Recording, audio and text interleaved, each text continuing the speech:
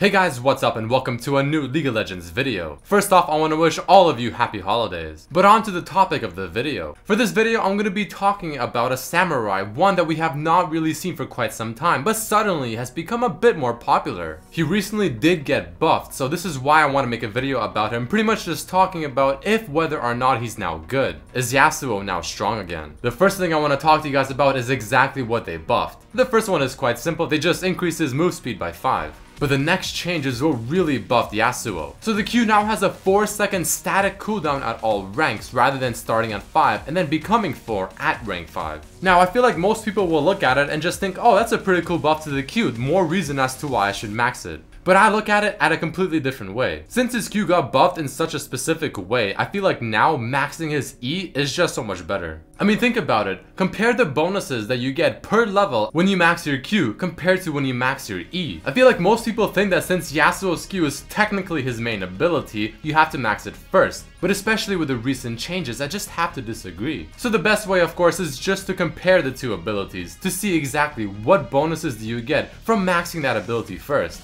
So whenever you put a point in your E, first of all, you get plus 20 base damage. The E ability is magic damage, which is great because a lot of people will probably get armor runes, maybe an arm guard, and overall just get a lot of armor because, I mean, you do deal AD damage mainly. But on top of that, you also reduce the cooldown of the E ability so you can spam it more often, and you reduce the on-target cooldown as well, so you can use your E on the same target sooner. But taking a look at the current bonuses that you get from leveling up your Q first, you get plus 20 base damage.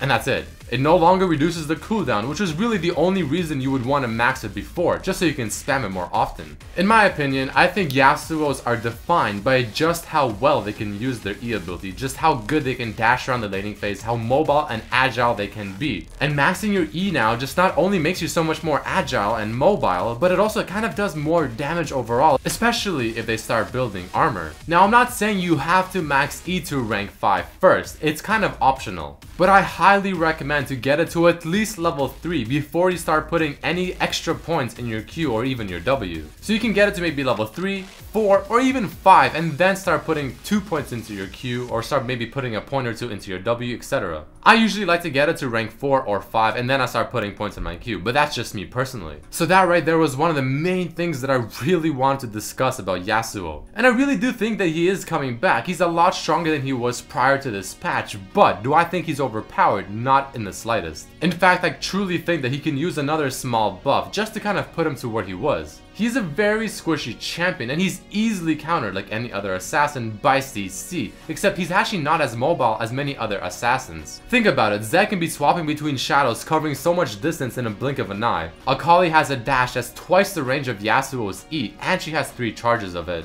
Talon can instantly blink right on top of a target, which obviously can go over walls a lot easier. Kassadin has Rift Walks that can constantly be used over walls and just simply blink all over the place. Fizz has Trickster, which makes him untargetable. He has a dash ability with his Q as well, so he has so much mobility as well. So when you really think about it, Yasuo isn't as mobile as many other fighters or assassins. But with all that being said, let's talk about some positives about Yasuo and why you should really start picking him up again. The first thing I want to say is the fact that I do think his laning phase is even stronger, and that's usually where he shines. Mainly because maxing E now should be the thing that you do. The E definitely gives him some serious damage on top of making him extremely mobile, which in the laning phase he's probably the most mobile fighter. It's usually out of the laning phase that he starts having a bit of issues. His Q can definitely auto attack reset for more damage. He has probably one of the best team fighting potentials out of any fighter or assassin because he has a knockup, which is the best form of CC, and his ultimate keeps him in the air suspended for even longer. Winwall, I mean, you know, it's just Winwall, I don't know. His passive definitely gives him the upper hand in a lot of trades in the laning phase. Overall, he scales quite well into the late game, and he has a consistent damage output, which is kind of a good thing and a bad thing.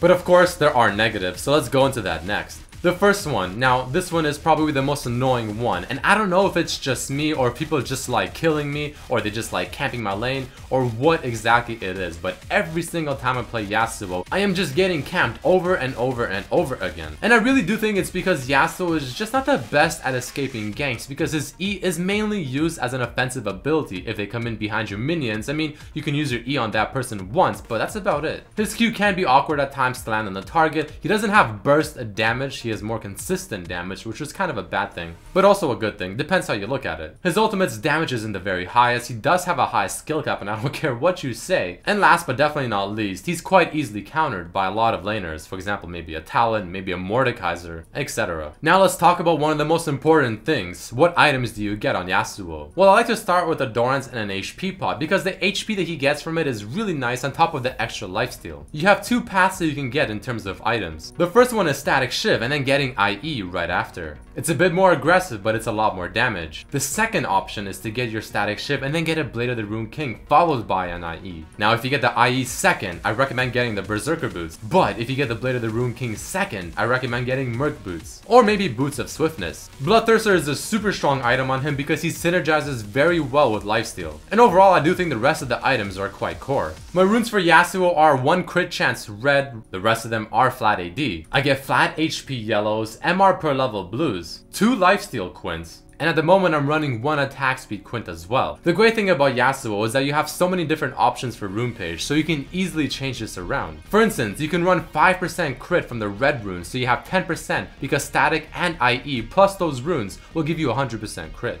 And for masteries, I run 21-9-0 as well, nothing too special, but feel free to change it around to what you see fit. And that's about it for this video, guys. I just wanted to talk about Yasuo with the recent changes and how I look at the buffs rather than I feel like how most people will look at it. Do I think he's OP? No, I do not, but I do think he's a lot stronger now and I recommend trying him out and picking him up. Tell me how you guys do, and I hope you did enjoy this video. Please don't forget to check out my other videos as well. Subscribe if you haven't, like the video, share it with your friends, and I hope to see you for the next one. Peace. Strange, weird animals.